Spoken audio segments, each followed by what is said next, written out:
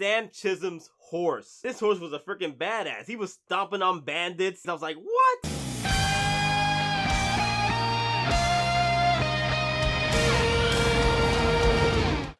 Hello there everyone, welcome back to Geekin Out. I'm yours truly, Nate Meister, here for another Geekin Out review.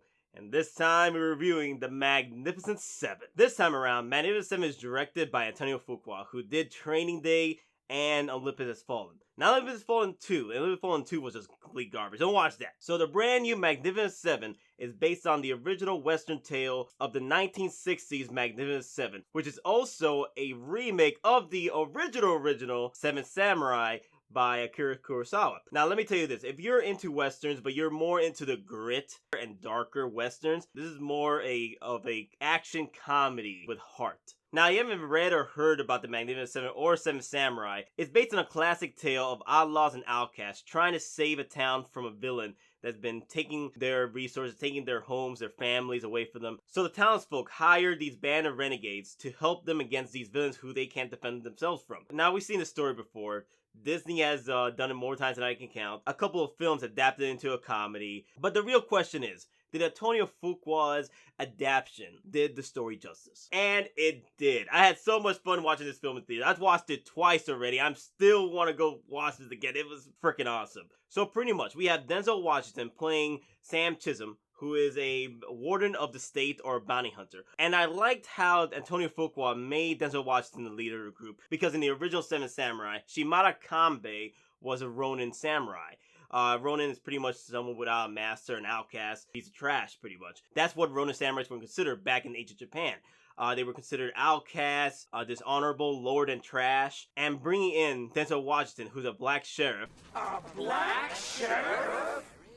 He's black? Why not? It worked in Blazing Saddles.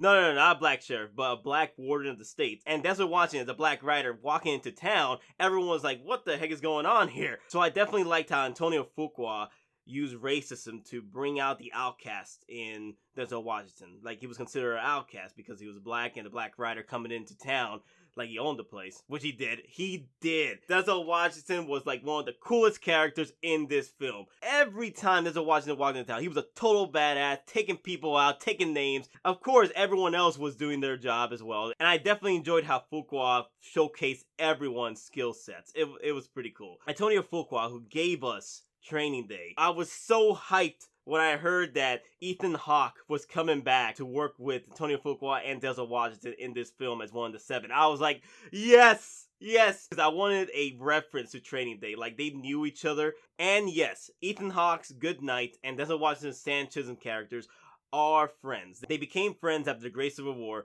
I love that moment where they had their little reunion, that they were actually old friends, and I love that. I was like, yes! Now, out of the seven, I feel that there was no real person or actor that stole the show in this film. Every one of the seven had an awesome moment, and they were all able to showcase their skills and talents throughout the shootouts in these films. Now, the big three that I felt were the big stars of this film were Ethan Hawke, Denzel Washington, and Chris Pratt. They really showed a lot more of their characters. They had a lot more character development than the others, but the others did their share of greatness. Vasquez, who is played by Manuel Garcia, I really felt a lot of the young Antonio Banderas. Like, I was like, wow. Every time he was on screen, he was giving off that badass smile while doing his fancy gun tricks and taking out bandits left and right. I was like, oh man, this is Desperado. If they ever wanted to do it, Manuel Garcia all the way. And I love the chemistry between Vasquez and Chris Pratt's Faraday. Every time they were on screen, they were always telling jokes to each other. My friend? Oh, we're good. We got a Mexican. Yeah, Vasquez and Faraday's dual chemistry, I had the most fun watching in theaters.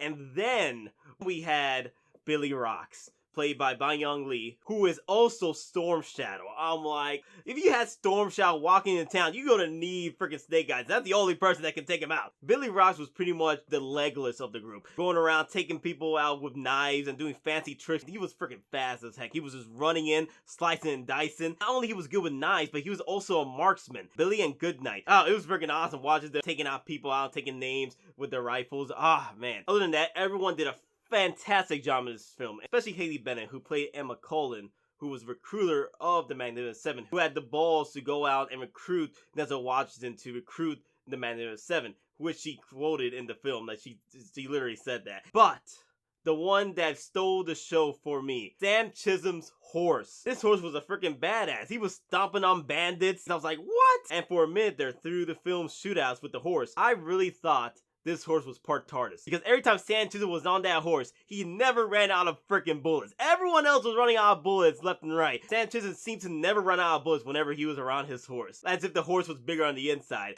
And my friend Nick from Sir Pixel Studios suggested that the horse was Shadowmere from Skyrim with the item glitch. Like infinite items on the horse. And it made sense with Sam Chisholms' horse. And I was just laughing about it. And also my friend Bob suggested that the horse was actually a cavalry horse. Like they were trained to stay loyal with their riders. Every time Sam Chisholms was out in the battlefield, the horse would walk with him, you know, providing that cover he needed. And I thought it was pretty cool. I was like, wow, this horse was pretty smart. Like every other horse was going crazy while Sam Chisholms' horse was like, this is another Monday for me. Bunch of rookies. But in the end, everyone, it was a fun film. You'll definitely enjoy it in theaters. I suggest you go check it out with your friends because the action was there, the comedy. It was just a good balanced film. It's not the greatest film. It ain't going to be the greatest film all time. But the film offered more than enough to honor the original Magnificent Seven and Seven Samurai. In the end, Magnificent Seven is Geeking Out. Other than that, everyone, thank you for checking us out on Geeking Out. I'm yours truly, Dave Meister. May your fun dreams with you. Always.